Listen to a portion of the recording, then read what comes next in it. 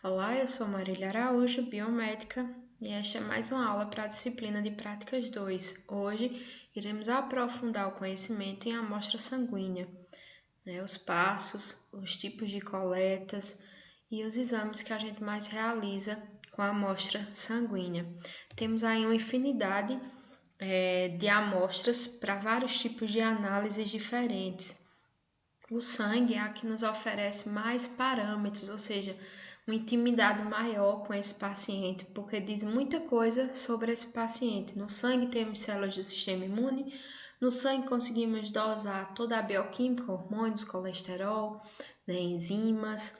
No sangue eu tenho uma referência à hidratação desse paciente, então tenho referência sobre hábitos de vida desse paciente, me diz muita coisa sobre o paciente em uma amostra sanguínea. Porém, temos aí a amostra também de urina, de fezes, de tecidos, líquidos corporais, secreções. Então, temos uma infinidade de amostra para fazer diagnóstico. Hoje vamos aprofundar nessa amostra de sangue. Já vimos urina e fezes em outro momento. Após essa aula, teremos aí tecidos, com as biópsias, necrópsias e as citologias. E teremos aí líquidos corporais e secreções corporais. Então, temos aí passos, entre coleta e exame e laudo final. Então, eu tenho aí a coleta, tenho a etapa que a gente diz de processamento, que é quando eu tenho a separação das fases desse sangue com a centrifugação. Tenho também a preparação do esfregaço, quando convir. Tenho aí a amostra sendo processada e separada. E tenho a realização da técnica em si, que é a fase analítica. Na maioria dessas coletas, utilizando a amostra sanguínea, não é necessário jejum, porém, um jejum prévio, um jejum aí de 4 horas, é recomendado para todo tipo de exame. Já outros exames necessitam de um jejum maior, de 6 a 8 horas, podendo ir até 12, alguns lugares consideram até 14 horas. Porém, não se pode ultrapassar isso. Ultrapassou 12 horas, a gente já tem um risco de ter interferências nesses resultados. Então, geralmente, a glicemia em jejum vai de 6 a 8 horas. A maioria dos lugares adotam 8 horas de jejum, até 12 no máximo. Os triglicerídeos e as frações de colesterol, o ideal seriam até 12 horas também de jejum. Dentre as amostras de sangue, em uma amostra de sangue eu tenho o sangue total, onde eu tenho a porção líquida e a porção celular, os elementos figurados. Essa coleta pode ser venosa, direto na veia, arterial, o que é uma coleta mais restrita ao ambiente hospitalar, porque a pessoa tem que estar com uma coagulação boa, uma coagulação em dia, para que não fique sangrando por uma coleta de artéria, porque o fluxo sanguíneo arterial é muito intenso. É como se eu tivesse aí um dia que está chegando água na sua casa, se você colocar a mangueira na torneira, o primeiro dia de chegada de água ela vai vir fraquinha, Já no outro dia ela vai estar bem forte, então seria assim nossos vasos. A veia seria o dia que a água chega normal, e a artéria seria o dia de água muito forte. Então, o fluxo sanguíneo da artéria, com isso eu quero dizer que o fluxo sanguíneo da artéria, ele é mais intenso, ele é mais rápido, mais forte. Então, se eu fizer ali uma lesão e o sistema de coagulação estiver bom, essa lesão pode virar uma hemorragia, pode resultar numa hemorragia. Então, geralmente, a arterial é feita em ambiente hospitalar. Nem todos os profissionais estão habilitados. Profissional habilitado para fazer arterial é médico cirurgião, biomédico e enfermeiro, certo? São os habilitados para fazer arterial. Porém, há pessoas que não são habilitadas e fazem muito bem. Só que caso aconteça qualquer intercorrência, esse profissional vai estar desacobertado. Capilar, que é através de lanceta, onde eu vou coletar sangue dos capilares, ou seja, dos vasos que estão bem na extremidade próximos à pele. Microvasos são vasos bem fininhos, que geralmente a gente coleta com scalp ou com agulhas bem finas. E eu tenho um método de gotejamento onde eu utilizo só a agulha. As pesquisas, ou seja, as áreas que eu posso pesquisar numa amostra de sangue, eu tenho aí a bioquímica, a hematologia, a sorologia, parasitologia, a imunidade, que já vai estar dentro ali de sorologia, e as culturas. Processo de preparação, eu faço a centrifugação desse material, dependendo do que eu for pesquisar, para que eu tenha só a porção líquida. Então, se eu for centrifugar e definir se é soroplasma, eu vou fazer essa coleta. Se for de soro, sem anticoagulante, se for plasma com anticoagulante, eu posso fazer aí a centrifugação. Alguns lugares utilizam tempos de centrifugação diferentes para soro e plasma, outras utilizam o mesmo tempo. Por que algumas utilizam tempo de centrifugação diferente? Porque no plasma eu terei as células dispersas, né, no sangue, e no soro elas vão estar presas no coágulo. Então eu tenho um risco menor de ter ruptura dessas células e deixar esse soro manchado, né, de hemoglobina, muito menor quando eu faço soro, né, quando eu estou fazendo coleta de soro, processamento de soro. Já quando eu faço de plasma, eu posso ter ali a ruptura de algumas células e ter essa hemoglobina manchando aí minha amostra. Hemolizada, a gente diz que a amostra ficou hemolizada. Então, alguns lugares utilizam aí 2 tempos para essa centrifugação, outros adotam o mesmo tempo. Às vezes reduzem 2.500 RPM, mas o ideal para soro é 3.000 a 3.500 RPM de 10 a 15 minutos. Aqui eu tenho alguns interferentes, né? Alguns medicamentos podem interferir, principalmente na questão hormonal. Aqui são hormônios também, a prolactina, testosterona, T4 livre. Então eu posso ter interferências nessas dosagens por conta de medicações que o paciente está usando. Por isso a importância da gente descrever na ficha do paciente que medicação ele está tomando, porque se der uma alteração a gente pode investigar se foi do medicamento ou se realmente é patológica do paciente. Aqui eu tenho mais interferências, depois vocês deem uma olhadinha. Aqui eu tenho variações analíticas. Estudos foram feitos, né, e identificaram que existem interferências em exames por conta do comportamento, né, pré-exame de algumas pessoas. Por isso que se tem o preparo para cada exame, que é para a gente não ter interferências desnecessárias nesse exame. E para quando deu o laudo, eu tenho um diagnóstico preciso sobre aquele paciente. Então, interferências pré-analíticas, pacientes que não fazem o jejum, pacientes, às vezes a interferência de postura. Foi feito um estudo científico que o ideal para se fazer coleta de paciente, de amostra sanguínea, seria o paciente deitado ou numa cadeira daquela do papai. Em alguns lugares aqui já se fazem coletas neles. Então, e a variação às vezes é significativa e às vezes é mínima. Então, alguns lugares aqui também fazem coleta com paciente deitado e a grande maioria faz com paciente sentado. O tempo de garroteamento interfere, porque enquanto mais tempo esse garrote demorar, mais interferências eu terei, porque eu causo agressão de tecido, tenho aí ativação de enzimas, enfim. O tempo ideal para o garroteamento é 1 minuto, até porque a gente só precisa deixar essa veia evidente para puncionar. Depois de puncionada, a gente pode soltar esse garrote. Então, o tempo ideal é até 1 minuto, o tempo máximo são 2 minutos. 3 minutos eu já terei aí várias alterações. Então, o máximo é 2 minutos de garroteamento, o ideal 1 minuto. A quantidade de anticoagulante é proporcional à quantidade de sangue de amostra. A homogeneização é necessária para que a gente consiga misturar esse anticoagulante com a amostra e quando é coleta de soro em tubo vácuo para que a gente consiga misturar a amostra com o ativador de coágulo. Então, a homogeneização é necessária em todos os casos.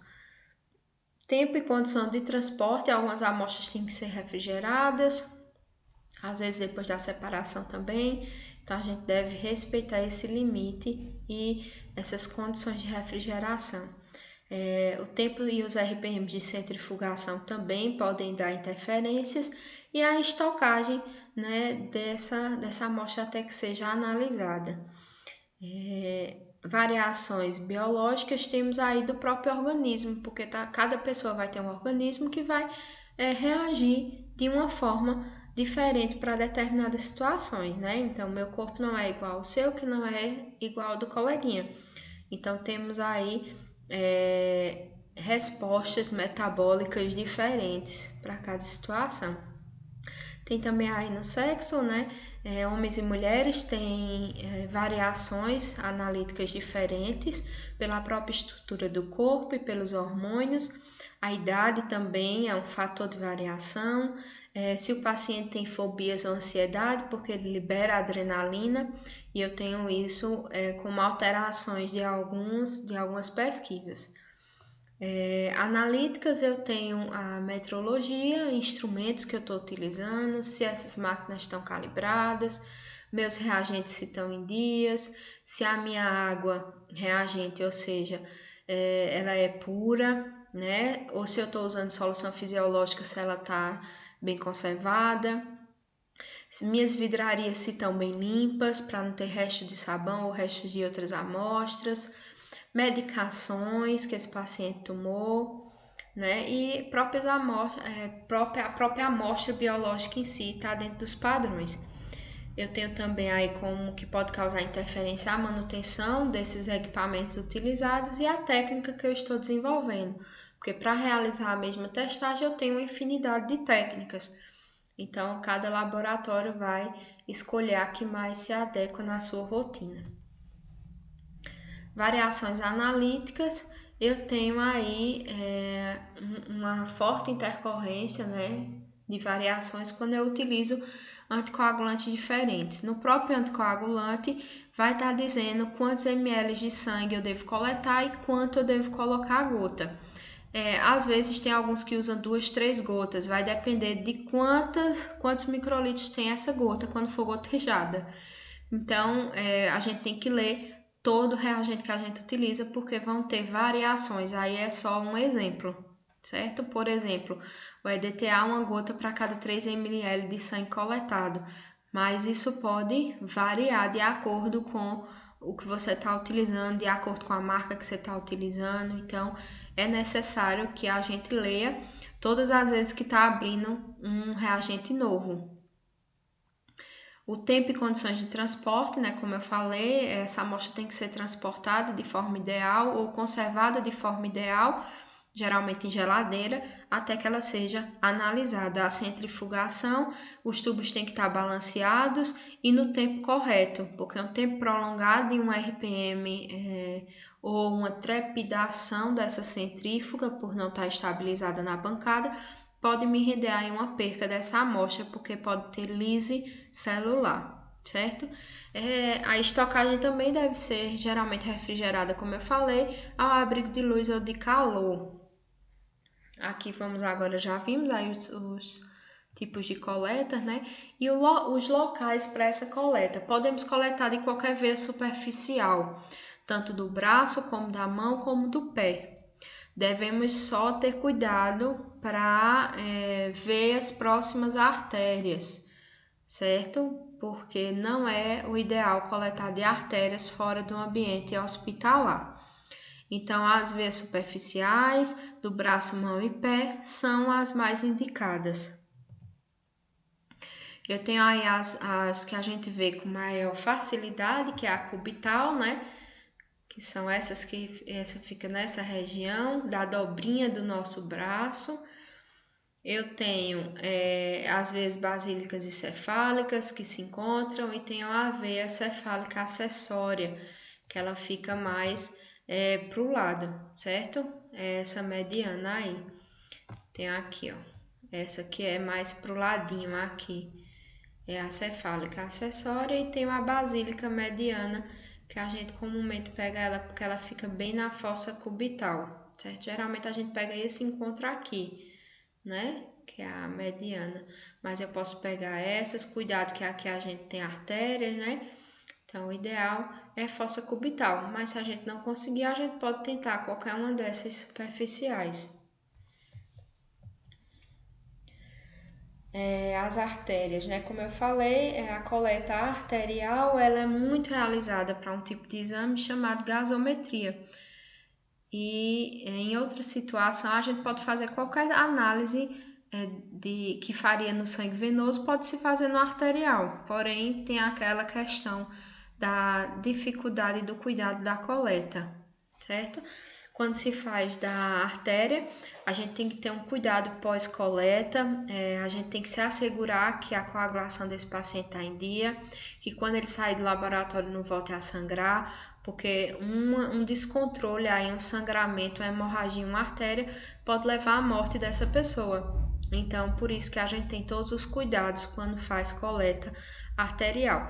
O paciente, após coleta, deve ficar em repouso por pelo menos 30 minutos, para dar tempo da hemostasia, da coagulação dessa pessoa, fazer o tampão plaquetário, formação de rede de fibrina, todo aquele processo para impedir que o sangue saia.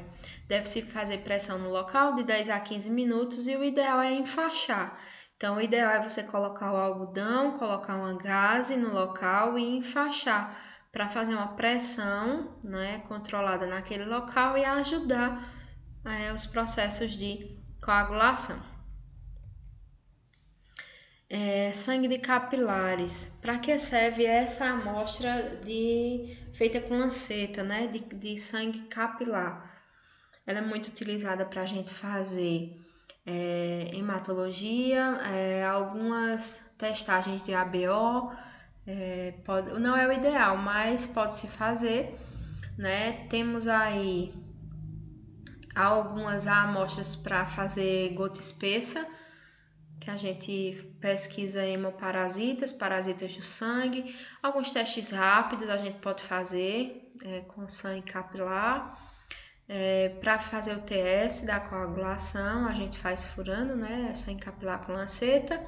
Para fazer a glicemia naquele aparelhinho, o glicosímetro, a gente também pode utilizar esse tipo de amostra.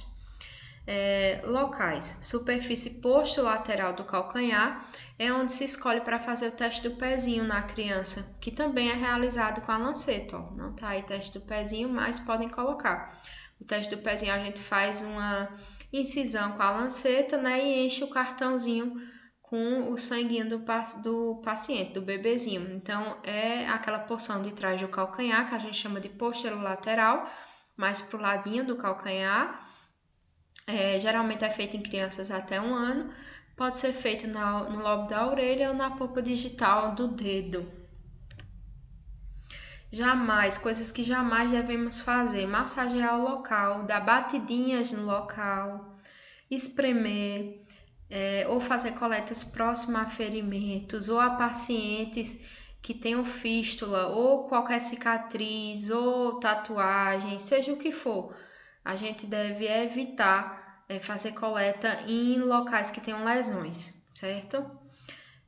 Facilitador: a gente pode aquecer, no caso, se eu estou com um paciente com vaso muito difícil, vasos finos, difíceis demais de encontrar, a gente pode colocar uma toalhinha, uma compressa morna, nada de quente, muito quente, morna, porque vai fazer a vasodilatação, então o sangue vai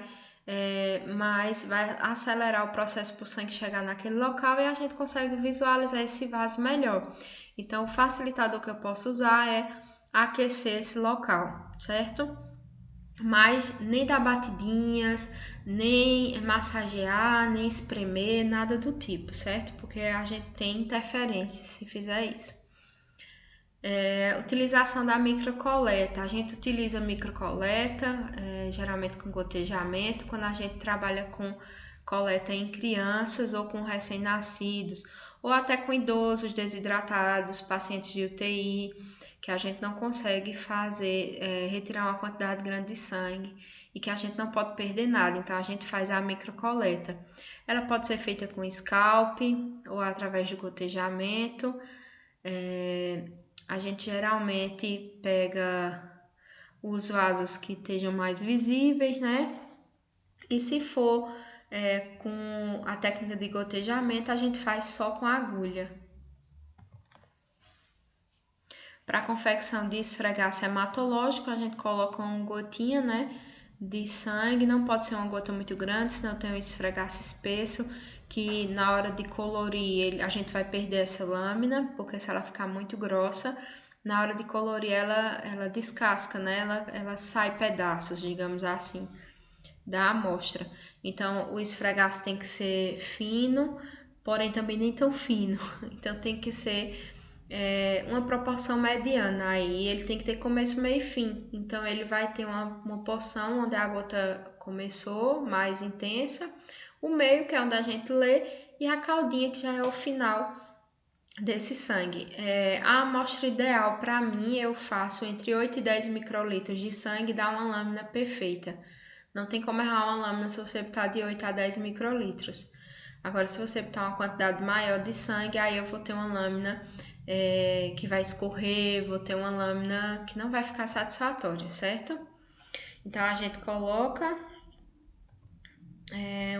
uma gotinha de sangue e corre, né, essa gotinha de sangue, espalha ela por toda a lâmina e depois a gente vai fazer a coloração, geralmente com o panótico.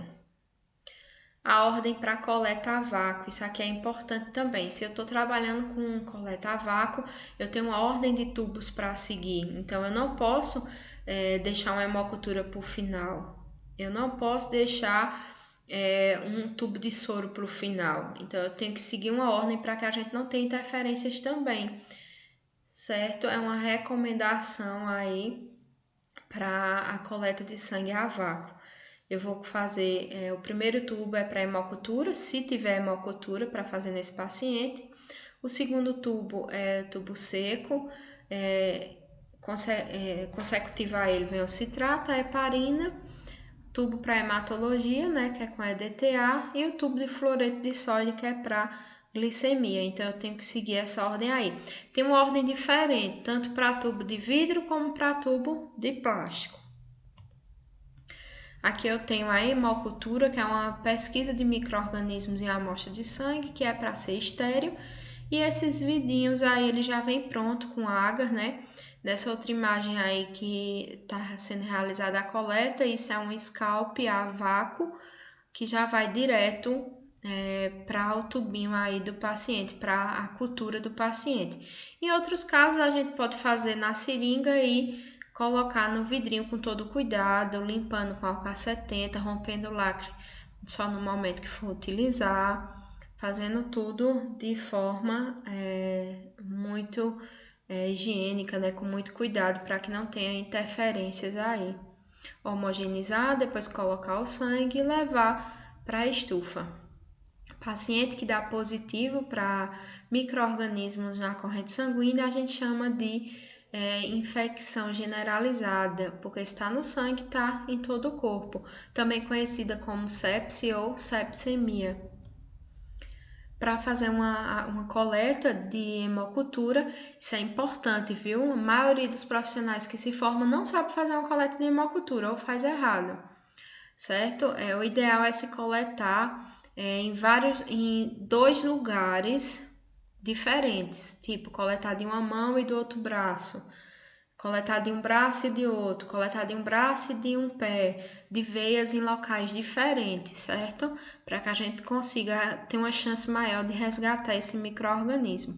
Então, o ideal é coletar antes do acesso febril, né? Antes que o paciente tenha febre. Então, se o paciente está tendo febre sempre, quando ele tomar a medicação, a gente espera um tempo e já faz, que é para fazer a coleta antes da febre. Por que isso? Algumas bactérias são desnaturadas pelo calor e a febre aumenta a nossa temperatura. Então, eu posso perder algumas bactérias aí por conta da febre.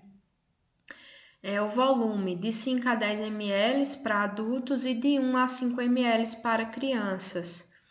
Eu vou transferir, vou fazer a coleta, transferir, né, para o vidrinho de hemocultura, eu vou incubar de 35 a 37 graus Celsius e todos os dias eu vou analisar. Se ocorrer tubação do meio, é positivo. E eu posso fazer ainda outro semeio para identificar que micro-organismo é. Aí eu tiro um pouquinho desse sangue com a seringa e vou fazer toda a bateria de testes, que a gente vai ver mais em culturas, né? Quando a gente estiver fazendo só microbiologia. A coleta, como eu falei, 5 a 10 ml para adulto, para criança 1 a 5 ml. O ideal é que seja 10 para adulto e 5 para criança, para que a gente tenha uma maior chance, né? Particularidades, a gente deve evitar o uso de anticoagulantes nessa coleta, deve ser a coleta normal, a seringa e direto no tubo, né? Cuidado para não haver no coágulo esse sangue, então tem que ser rápido. Se for fazer no hospital, geralmente a gente leva já o tubinho de cultura para o leito do paciente, porque a gente já inocula lá. Não coletar de catéter, porque as pontas de catéter geralmente vão estar contaminadas. A punção arterial, como alguns acham, não aumenta a chance de recuperar esse micro-organismo, vai ter a mesma chance de uma coleta venosa. Agora, a quantidade coletada vai interferir, certo? Por isso que o ideal é que sejam os 10 ml ou os 5 ml aí para a criança. Mais que isso, também eu não devo colocar naquele tubinho para a cultura, porque ali já tem uma quantidade certa para esse volume. A gente deve limpar, tirar o lacre, aquele vidrinho de cultura, de hemocultura, ele vem com lacre, a gente tira, parece aqueles lacres que vem na bezetacil.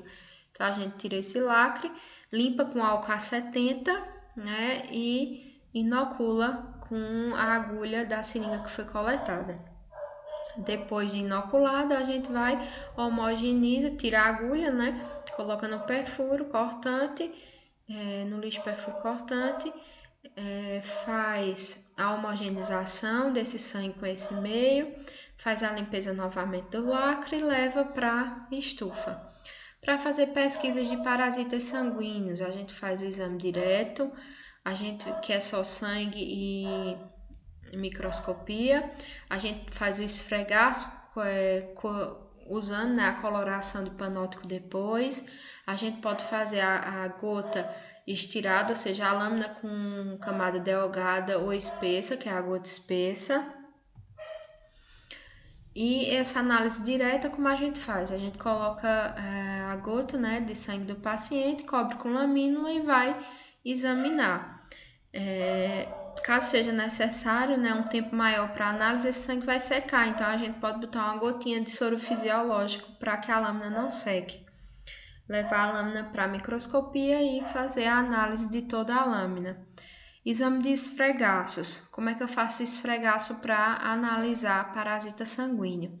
A gente vai fazer uma lâmina, igual a gente faz a lâmina de hematologia, igual faz a lâmina para hemograma, e eu vou colorir, né, com o panótico e vou analisar ela. Eu posso fazer também a gota espessa, onde eu coloco uma gota de sangue, faço um quadradinho de mais ou menos 1 centímetro com esse sangue e espero secar para fazer os próximos passos, que é desemoglobinizar essa lâmina e fazer a coloração. Como é que eu faço o esfregaço em gota espessa? A gente coloca 5 microlitros de sangue, geralmente a gente vai fazer essa coleta com a lanceta, né?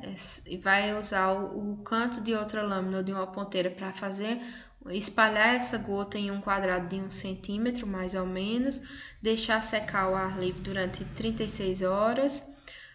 Alguns lugares adotam em 24 horas, de um dia para o outro, e dá certo. Alguns protocolos até fazem menos tempo. Corar com guinça, que é um tipo de colorante, como panótico, só que o guinça é só uma etapa. Eu tenho só um reagente, não tenho como panótico 3. Eu deixo em repouso por 30 minutos e vou lavar e examinar essa lâmina. Antes desse processo de colorir, a gente tem que fazer a desemoglobinização. Aqui eu tenho tipos de coloração usado em hematologia, isso cai muito em concurso. Eu tenho aí guinça, leishman, panótico, white, gene, eu tenho vários mais antigos e tenho o mais atual que é o panótico. Aqui eu tenho lâminas com falhas, ó. Aqui um esfregaço satisfatório e aqui ó, um esfregaço com falha que não é satisfatório pra gente. Esse aqui, por mais curto que seja, ele é satisfatório porque ele tem começo, meio e fim e porque, ó, dizem, na literatura diz que o esfregaço perfeito é aquele que parece com um polegar. No caso, esse aí parece, né? Como é que eu faço uma coloração com guinça? Eu vou fixar no álcool 5 gotas, parecido como a gente faz o de gram, né? Que a gente vai gotejando lá.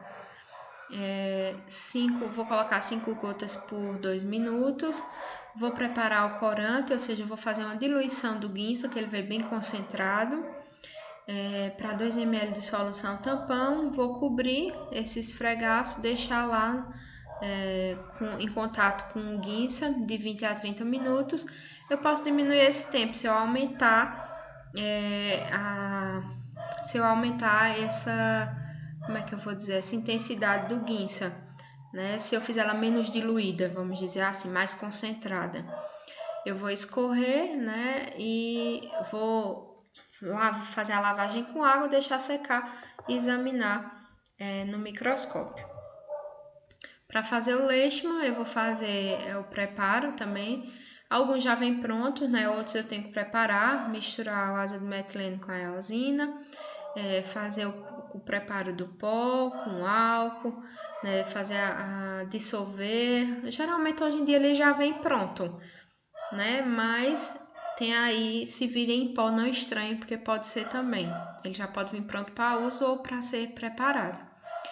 Eu devo cobrir o esfregaço com 6 a 7 gotas de corante, deixar fixar por 15 segundos no máximo. Começou os cachorros do vizinho a fazer a serenata deles.